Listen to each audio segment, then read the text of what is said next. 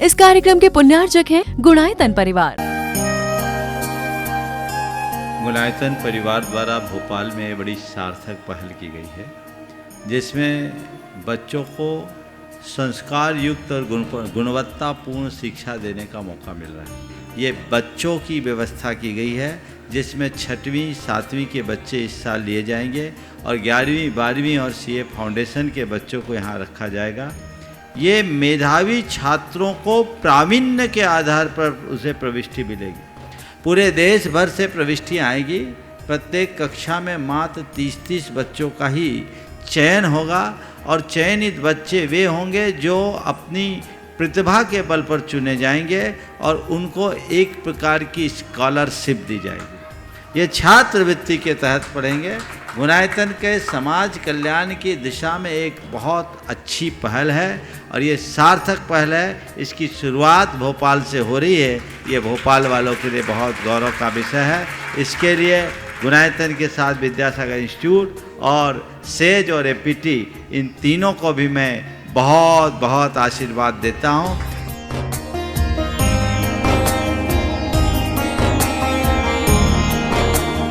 एक आदर्श और व्यवस्थित दिनचर्या का लक्ष्य प्राप्ति में बहुत बड़ा योगदान होता है।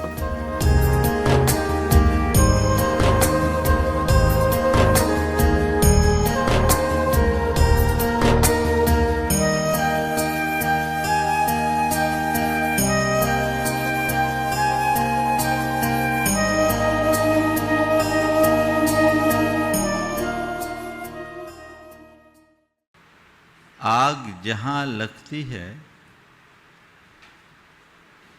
वह भस्म हो जाता है और जिसमें लगती है वह भी भस्म हो जाता है। बाहर की आग हमें दिखाई पड़ती है और उस आग को बुझाने के लिए हम तत्परता भी दिखाते हैं।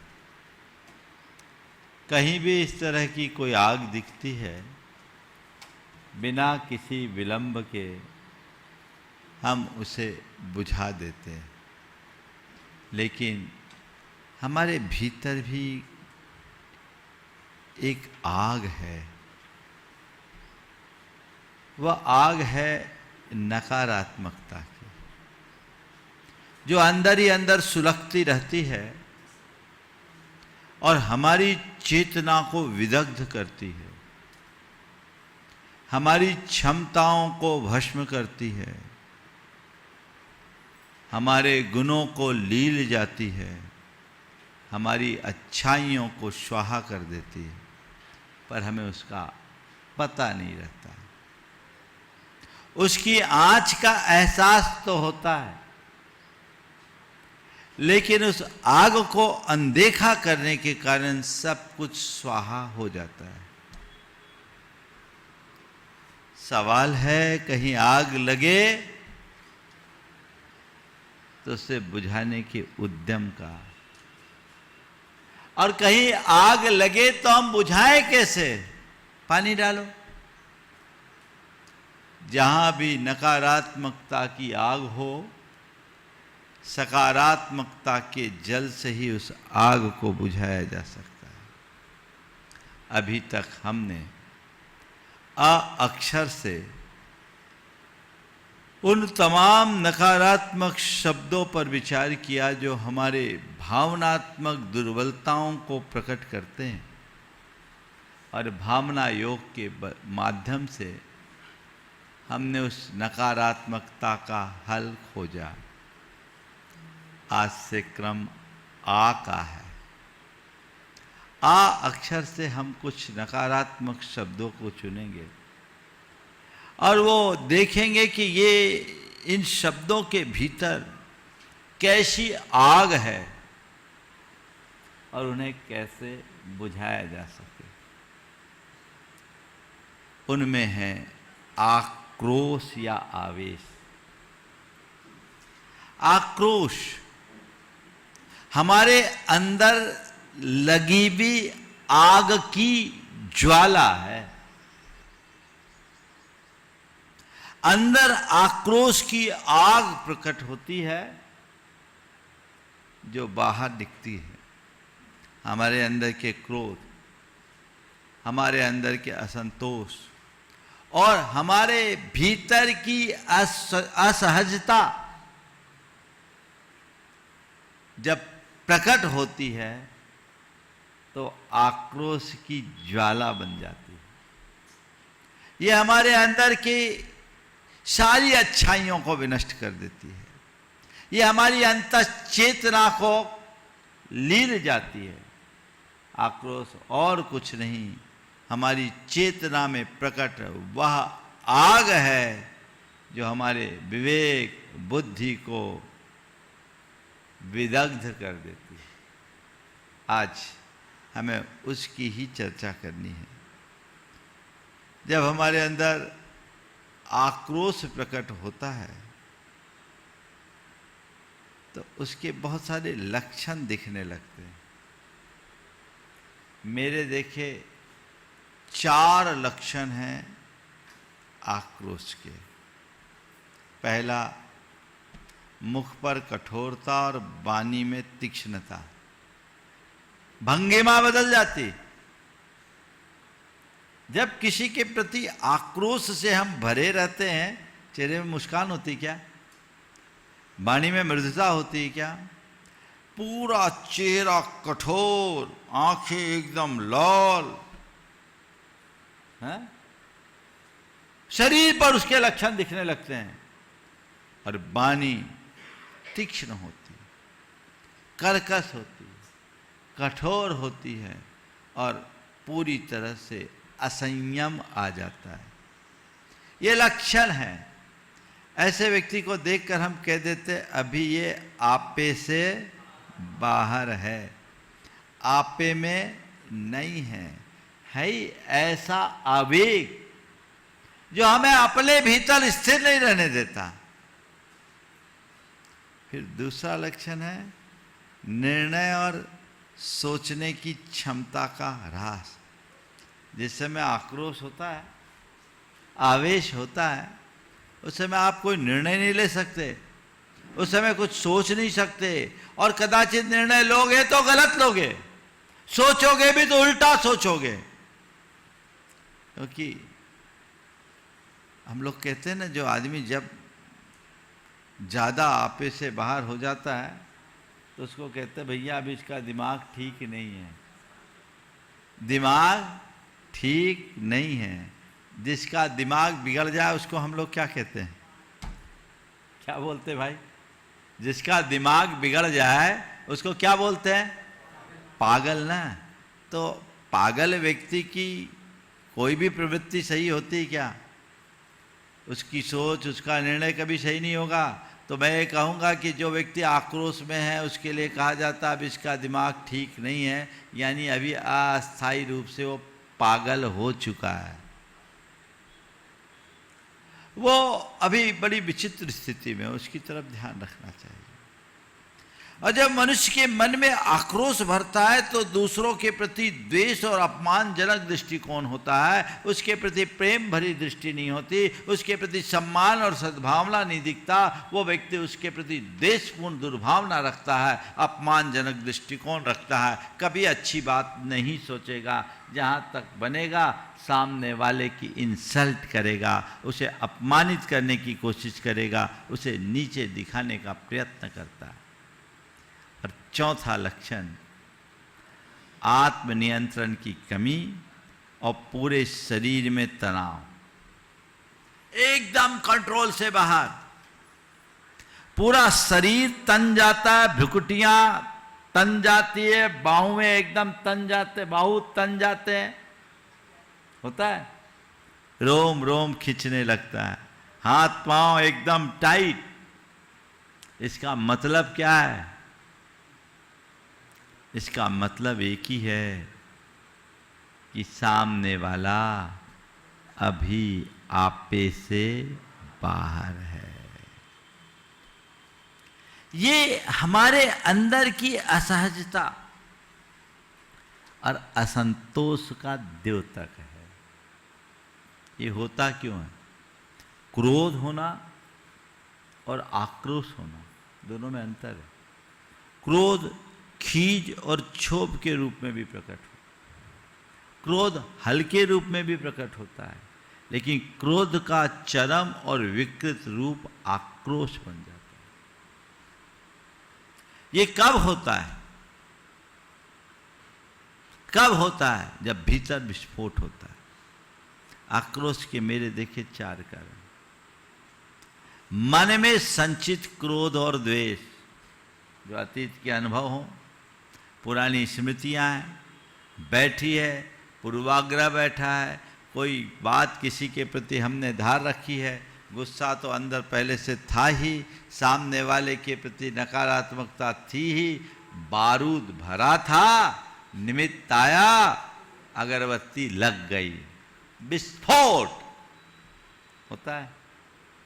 पहले से एकाएक आदमी आकृष्ट नहीं होता। क्रोध आएगा, खींच आएगा, असहमति, नाराजगी व्यक्ति प्रकट करेगा, लेकिन एकदम आक्रोश, जिसके लिए आप कहते हैं लाल पीला हो जाना, या दूसरा शब्द है आग बबूला हो जाना। क्या हो जाना? आग बबूला, भड़क जाना, तमा जाना। ये क्या है ना? बात बात में कई लोग भड़क जाते हैं, थोड़ी थोड़ी बातों में तमा उठते हैं, आग बबूला हो जाते हैं।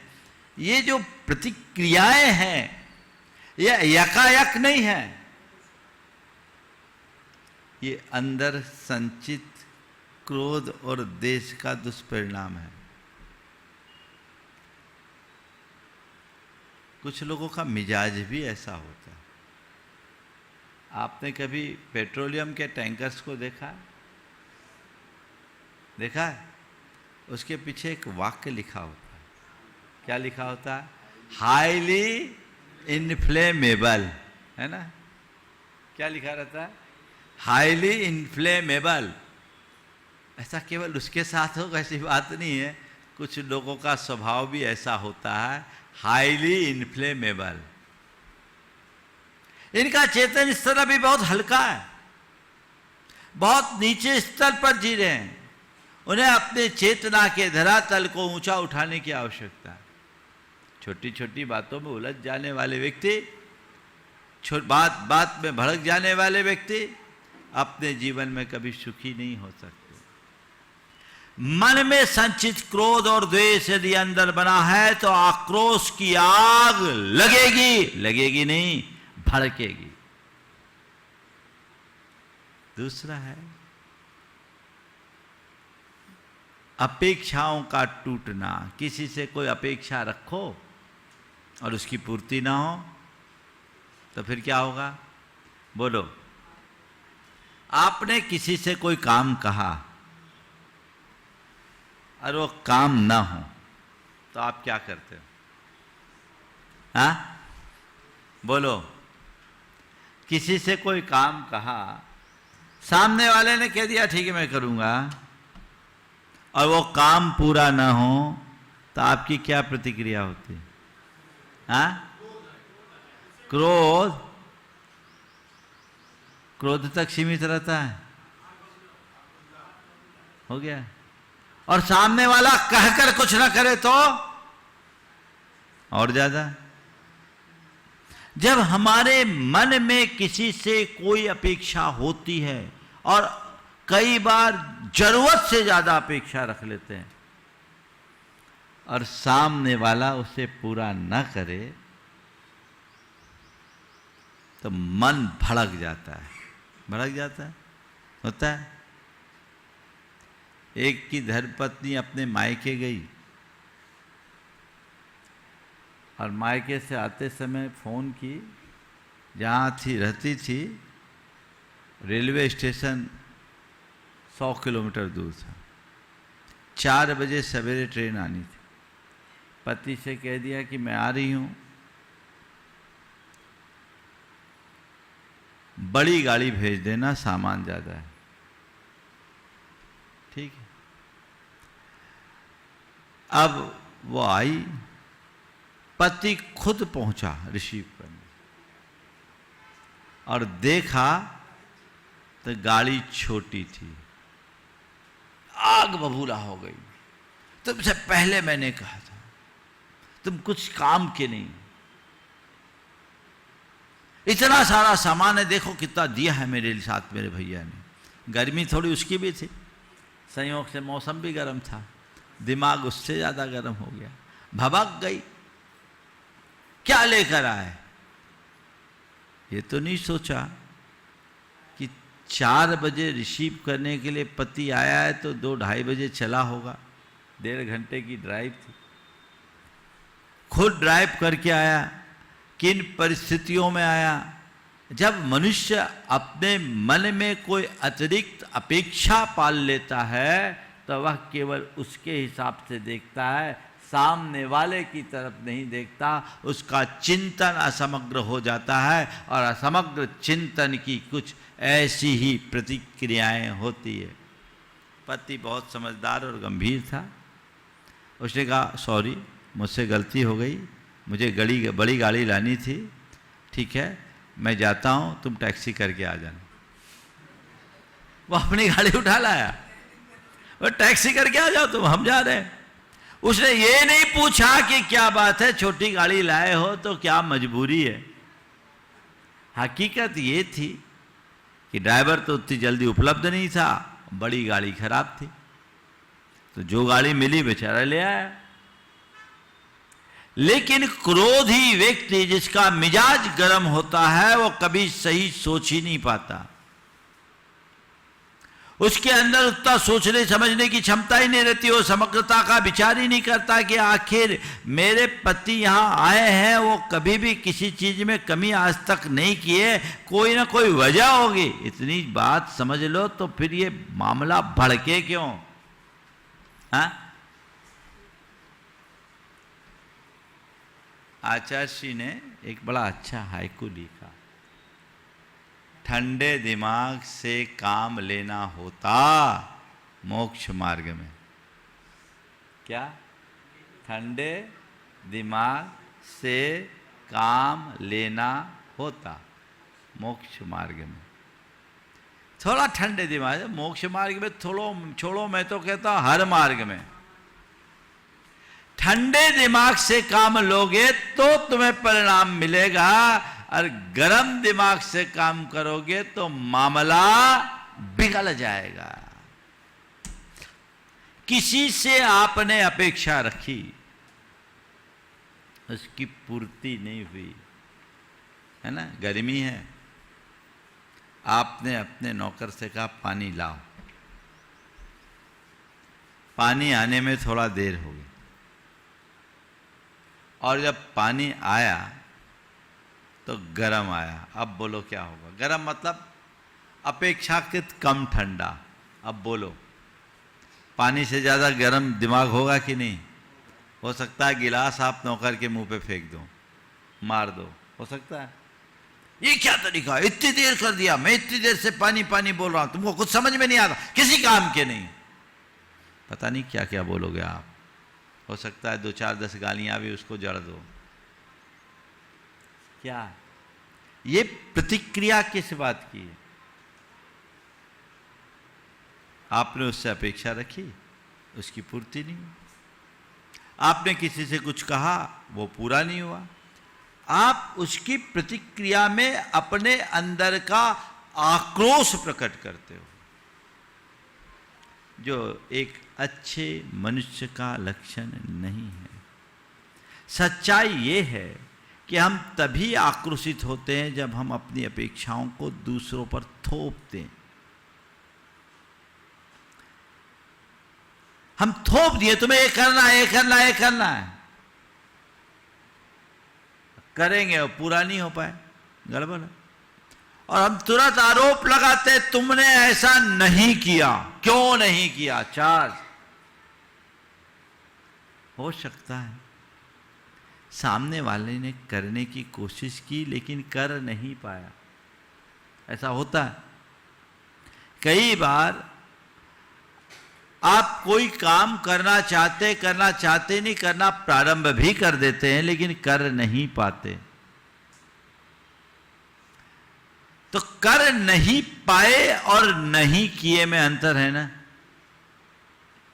तो पहले आप किसी व्यक्ति से कुछ पूछने जा रहे हो तो ये तो पूछो भैया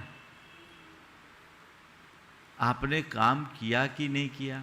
अगर आपका चित्त शांत है और दिमाग संतुलित है, सोच सकारात्मक है, तो किसी से आपने कोई काम दिया तो उसे ऐसा नहीं पूछोगे वो काम क्यों नहीं हुआ। कुछ लोग तो ऐसे ही पूछेंगे, क्यों काम अभी तक क्यों नहीं हुआ। एक पूछना ये पहले ही नहीं लगा दिया आपने। दूसरा है क्यों भैया वो काम हो गया। अंतर है। काम क्यों नहीं हुआ इसमें क्षोभ की अभिव्यक्ति है और उसमें सामने वाला कोई एक्सक्यूज करेगा, अपनी तरफ से कोई स्पष्टीकरण देगा, आप उस पर चढ़ बैठोगे। ज्यादातर ऐसा ही होता है जिसको आजकल बोलते हैं ना बॉसगिरी दिखाने वाले। ये दफ्तरों तक सीमित नहीं रहता, घरों में भी हो जाता है।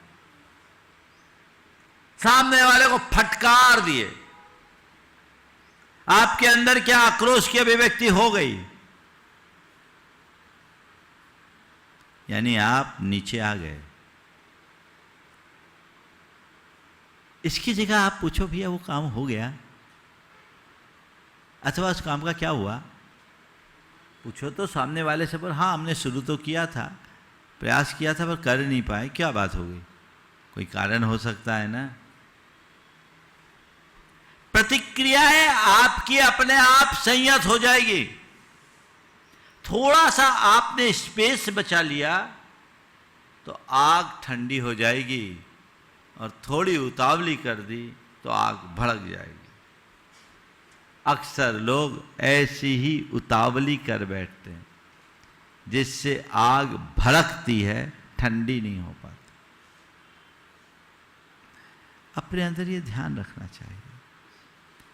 तीसरा कारण है अहंकार और अधिकार की भावना। मैंने कहा तुम नहीं सुना, उसकी तो हिम्मत, मेरी बात टालेगा। ये क्या है? ये क्या है? अहंकार। मेरा उस पर अधिकार है। ये जो अहंकार, ये अधिकार अंदर से आक्रोश को उत्पन्न करता, अंदर का जो ईगो है वो भड़काता है। मैं सासू हूं, बहू को मेरी बात माननी चाहिए, हमने अधिकार बना लिया। और अपने अंदर अहंकार कि सासू हूं तो बहू को सुनना ही चाहिए। हालांकि बहू का एक कर्तव्य है कि अपनी सासू को बहुमान दे, उनकी बात सुने, उनकी बात न काटे। लेकिन सासू के मन में मैंने कहा उसको मेरी बात माननी चाहिए और न माने तो फिर क्या होगा? ज्वालामुखी फूटेगा। ये कौन करा रहा है? अहंकार। यदि उसके अंदर अहंकार ना हो तो कहेगा ठीक, वो खुद कहे ठीक है बहू है, होता है, थोड़े दिन में सीख जाएगी। मेरे साथ भी तो ऐसे होता था। मैं सब बात अपनी सासू की थोड़ी मान पाई, और शायद ही कोई ऐसी सासू होगी जब वो बहू थी तो अपनी सासू की सारी बातें मानी होगी। चलता ये जो चीजें, चाहे सास बहू की बात है, चाहे पिता पुत्र की बात है, चाहे पति पत्नी की बात है, चाहे भाई भाई की बात है, सब संबंधों की बात आप कर लीजिए। जहां अहंकार और अधिकार की बात आती है, चाहे घर परिवार हो या आपके कार्यस्थल, अहंकार और अधिकार की बात आएगी, आक्रोश फूटेगा। आएगा। एक प्रकार की दुर्बलता का द्योतक है। और फिर सबसे महत्वपूर्ण बात है, आक्रोश के पीछे का कारण है दूसरों के वचनों और कार्यों को अपने मानदंडों से आंकना। दूसरे ने क्या बोला उसकी व्याख्या अपने हिसाब से करना, उसने क्या किया उसका आकलन अपने हिसाब से करना। तो जब हम खुद से दूसरों को नंबर देंगे तो मामला तो ऐसे ही गड़बड़ाएगा। तो दूसरों के कार्यों और वचनों को जब हम अपने मानदंडों से नापना शुरू करते हैं, तब हमारे अंदर का आक्रोश बुरी तरह फूटने लगता है। चीजों को तटस्थ भाव से समझें, व्यापकता से विचार करें, और यदि ऐसी भावना और दृष्टि हमारे अंदर मन में जाग जाए तो फिर कभी आक्रोश बचेगा नहीं। अब सवाल है, अंदर के ऐसे आक्रोश को हम दूर कैसे करें, है ना? 4 उपाय। सहज स्वीकृति का भाव। क्या है? सहज स्वीकृति का भाव, स्वीकार भाव। हर स्थिति को जैसा वैसा स्वीकार लें। चलो ठीक है, हो गया, लेट गो। कर सकते आप? किसी से आपने कुछ कहा, नहीं हुआ, ठीक है, चलो दोबारा ट्राई कर लेना, ऐसा होता है, कर सकते हैं। कुछ लोग हैं जिनके अंदर ऐसी सहजता होती है, उनके अंदर क्या क्षोभ शांत हो जाता है, उनके अंदर आक्रोश आता ही नहीं। ये बात अपने मन मस्तिष्क में अच्छे तरीके से अंकित कर लीजिए कि जो मैं चाहूंगा वैसा ही सब कुछ होगा, ऐसा संभव नहीं है। आपने अगर इस तरह की नकारात्मक प्रतिक्रियाएं दी तो आपके अंदर की शांति भी खंडित होगी और संबंध भी खराब होंगे। गुरु के पास एक व्यक्ति गया, बोला मेरे मन में बड़ा छल, पल पल में मेरा मन आक्रोशित हो जाता, मैं क्या करूं, कैसे बचूं? गुरु ने एक प्याली जल मंगवाया, बोला इसको पियो। वो पानी पिया, उसके बाद कहा इस प्याली को तोड़ दो। उसने वैसा ही किया, प्याली तोड़ दिया। प्याली को तोड़ने के बाद कहा इसे जोड़ो। प्याली को तोड़ने के बाद बोला इसे जोड़ो। बोला गुरुदेव ये जोड़ना कैसे संभव, प्याली तो टूट गई। गुरु ने पूछा ये बताओ प्याली को तोड़ने में कितना समय लगा? बोला क्षण भर। बोला क्षण भर में तुम प्याली तोड़ दिए, पर जीवन भर में प्याली को जोड़ नहीं सकते। ध्यान रखना, आक्रोश हमारे संबंधों की प्याली को क्षण भर में तोड़ देता है, जोड़ना बहुत कठिन होता है। एक क्षण का आक्रोश हमारे सारे संबंधों को खंड खंड कर देता है। इसलिए अपने आक्रोश पर नियंत्रण रखने के लिए एक बात को अपने मन में जगा लीजिए, वह है स्वीकृति का भाव, स्वीकार भाव, एक्सेप्टेंस। जो है ठीक है, स्वीकार करो। कई जगह आप लोगों को करना पड़ता है। बोलो, जब आप अपनी दुकान में रहते हैं, ग्राहक कुछ उल जलूल बोलता है, आपकी अपेक्षा के विरुद्ध काम करता है, आपको इस तरह का आक्रोश आता है क्या? ग्राहक के ऊपर कभी भड़कते हो? बोलो, भड़कते हो? क्यों नहीं भड़कते? महाराज ग्राहक है, इस पे क्या भड़के? भड़कते क्या? नहीं भड़कते।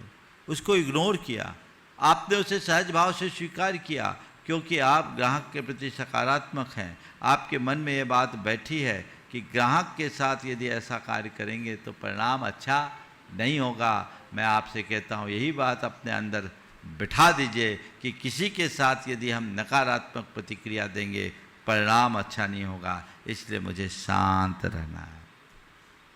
सहज रूप से स्वीकार करो, कुछ भी नहीं होगा। सामने वाला आपको भड़काने की भी कोशिश करेगा तो आपका मन शांत बना रहेगा। यही दृष्टिकोण अपने मन में आना चाहिए। यदि वह आ गया तो समझ लेना सब कुछ पा लिए, फिर कुछ बचा नहीं। स्वीकार करें। दूसरी बात, कुछ देर मौन रहे। जिस समय आपका गुस्सा भड़क रहा हो, अपने आप पर नियंत्रण खोने लगे, कुछ पल को मौन हो जाओ, ठंडे दिमाग से सोचो ये सब कुछ हुआ है वो क्यों हो रहा है। यदि थोड़ी देर आप अपने आप को शांत कर लेते हैं तो आपके अंदर का आक्रोश अपने आप ठंडा हो जाएगा। त्वरित प्रतिक्रिया से बचना चाहिए। किसी ने कुछ बोला और आपने तुरंत उसकी प्रतिक्रिया कर दी, यह आपको अशांत करेगा।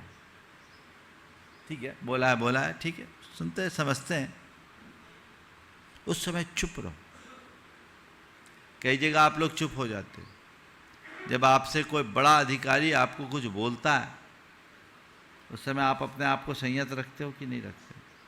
उस समय एकदम सहज शांत बन जाते हो, संयत रखते हो, चीजें ठीक हो जाती। ऐसे ही हर जगह व्यक्ति को कुछ पल के लिए मौन रखना चाहिए। तीसरी बात, क्षमा भाव जगाना चाहिए। अपने मन में क्षमा भाव जगाए, सामने वाले के दृष्टिकोण को समझने की कोशिश करे, क्षमा करे। ठीक है, हमें लग रहा है उसने गलत किया, लेकिन गलत किया नहीं, परिस्थितियों ने उससे करा दिया, हो जाता है, वैसा है नहीं, हो गया, इग्नोर करो, क्षमा करो, लेट गो करो। ये जो सोच अपने अंदर आएगी, आप कभी आग बबूला नहीं हो पाओगे। आपका अपने आप पर नियंत्रण होगा, और एक अच्छे व्यक्तित्व की यही पहचान है, थोड़ी सकारात्मकता से सोचते हैं तो व्यक्ति अपने जीवन में अपने आप ठीक हो जाता है। गांधी जी से किसी ने पूछा, आपको कभी किसी के ऊपर आक्रोश क्यों नहीं आता? आपको किसी के ऊपर आक्रोश क्यों नहीं आता? तो उन्होंने मुस्कुराकर बोला, आक्रोश एक अतिथि है, उसे आने दो पर अपने घर में ठहरने मत दो। आक्रोश एक अतिथि है, उसे आने दो पर उसे घर में ठहराओ मत। ठहरा दोगे तो आग लगा देगा। इग्नोर करो, नजरअंदाज करो, क्षमा का दृष्टिकोण रखो। यदि हमने सामने वाले के दृष्टिकोण को समझना शुरू कर दिया और अपने चिंतन को सही दिशा में मोड़ लिया, अपने मन में कभी आक्रोश आएगा ही नहीं। एक बच्चा आपको कुछ कह देता है, उल्टा सीधा बोल देता है, आप क्या उस पर गुस्सा करते हो? क्यों? आप समझते हैं बच्चा है। इसी तरह यदि किसी व्यक्ति का ऐसा कोई स्वभाव है, उस स्वभाव के कारण ऐसा कुछ कह दिया, चलो ठीक है, कहा ही तो है। ये सोच करके यदि आप अपने मन में क्षमा भाव जगा ले तो आपका आक्रोश पल में ठंडा और शांत हो सकता है। और सबकी कुंजी है सकारात्मक सोच, समग्रता का चिंतन। अगर आपने समग्रता से विचार किया, अपनी सोच को सकारात्मक बना लिया, तो ना आपको आक्रोश होगा ना गुस्सा। थोड़ा सा आप व्यापकता से सोचिए। देखिए हमारे मन की कहानी कैसी। अपेक्षाएं हम पाल लेते हैं, पूर्ति नहीं होती तो गुस्सा आता है। गुस्सा कई बार आक्रोश में प्रकट हो जाता है। 2-3 प्रसंग सुनाऊं। आप घर से आ रहे थे पैदल, किसी ने आपको पैदल आते देखा, गाड़ी रोकी, प्रवचन सुनने जा रहे हो, चलो मैं भी जा रहा हूं, बैठ जाओ। आप गाड़ी पे बैठ के आ गए। आपने उन्हें धन्यवाद दिया, कहा बहुत अच्छे आदमी, बिना कहे गाड़ी पे बिठा दिया। पहले दिन भी हुआ ऐसे ही, दूसरे दिन भी हुआ, तीसरे दिन वो आया और गाड़ी लेके निकल गया, आपकी तरफ देखा भी नहीं। अब बोलो क्या बोलोगे? बोलो क्या प्रतिक्रिया होगी? बहुत भाव बढ़ गए। पैसे का अहंकार है। भाव तेरे बड़े कि उसके? अहंकार तुझ में कि उसमें? ये तो देख, तू कह रहा है भाव बढ़ गए, बड़ा पैसे का अहंकार है, देखो आज उसने इनको इग्नोर कर दिया, गाड़ी ले गया। ठीक है, क्या मैं तो उसके अधीन थोड़ी, मैंने थोड़ी बोला था कि गाड़ी रोको, खुद ने रोका। नहीं रोका, जान दो, मैं कैब लेके चला जाऊंगा, या मैं तो पैदल जाने में सक्षम हूं। अरे भाई, अपने अंदर इतनी उल्टी सीधी प्रतिक्रियाएं क्यों जगा रहे हो? इसकी जगह ये सोच लो कि शायद उसको कहीं और जाना होगा, और हकीकत भी यही है, उसे कहीं और जाना है, लेकिन तुमने अपनी नकारात्मक सोच के कारण पूरी दिशा बिगाड़ ली। 2 दिन लेकर आया, उसका धन्यवाद और उसके प्रति कृतज्ञता एक तरफ, एक दिन नहीं लाया, उसका क्षोभ सामने। हम लोग जब अत्यधिक अपेक्षाएं पालते हैं तो ऐसा ही होता है। हमने सोच लिया कि 2 दिन लेके आया तो तीसरे दिन भी लेके आएगा, यानी हमारे बापूजी का नौकर है वो उसकी ड्यूटी हो गई। ये जो चीजें हमारे मन में जगती है, हमारी बहुत बड़ी कमजोरी है जो हमें भीतर से तोड़ती है। सोच यदि सकारात्मक हो जाए, ऐसा कभी नहीं होगा। सामने वाले ने अगर कोई गलती की भी है तो थोड़ी उसकी जगह खड़े होकर के तो देखो, वो गलती मुझे दिख रही है, अपनी तय तो उसने अच्छा करने का प्रयास किया, गलत हो गया, हो गया। गुस्सा नहीं आएगा, मन ठंडा हो जाएगा। सोच बदलिए, सकारात्मकता से देखिए। एक आदमी का कोई पैसा दबा लिया, 80 लाख रुपए थे, छोटी मोटी रकम नहीं। कितने? 80 लाख रुपए। 80 लाख रुपया सामने वाला दबा लिया। लोगों ने कहा भैया ये आदमी है, तुम्हारा पैसा दबा लिया, इसको तुम किसी भी तरीके से अपने प्रभाव का इस्तेमाल करके दबाओ, इसको निकालो। मुलायतन परिवार द्वारा भोपाल में बड़ी सार्थक पहल की गई है, जिसमें बच्चों को संस्कार युक्त और गुणवत्तापूर्ण शिक्षा देने का मौका मिल रहा है। ये बच्चों की व्यवस्था की गई है, जिसमें 6वीं 7वीं के बच्चे इस साल लिए जाएंगे और 11वीं 12वीं और सीए फाउंडेशन के बच्चों को यहाँ रखा जाएगा। ये मेधावी छात्रों को प्रावीण्य के आधार पर उसे प्रविष्टि मिलेगी। पूरे देश भर से प्रविष्टियाँ आएगी। प्रत्येक कक्षा में मात्र 30-30 बच्चों का ही चयन होगा, और चयनित बच्चे वे होंगे जो अपनी प्रतिभा के बल पर चुने जाएंगे और उनको एक प्रकार की स्कॉलरशिप दी जाएगी। ये छात्रवृत्ति के तहत पढ़ेंगे। मुलायतन के समाज कल्याण की दिशा में एक बहुत अच्छी पहल है और ये सार्थक पहल है। इसकी शुरुआत भोपाल से हो रही है।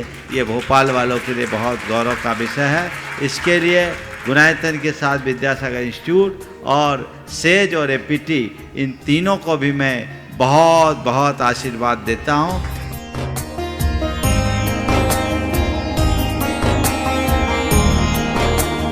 एक आदर्श और व्यवस्थित दिनचर्या का लक्ष्य प्राप्ति में बहुत बड़ा योगदान होता है।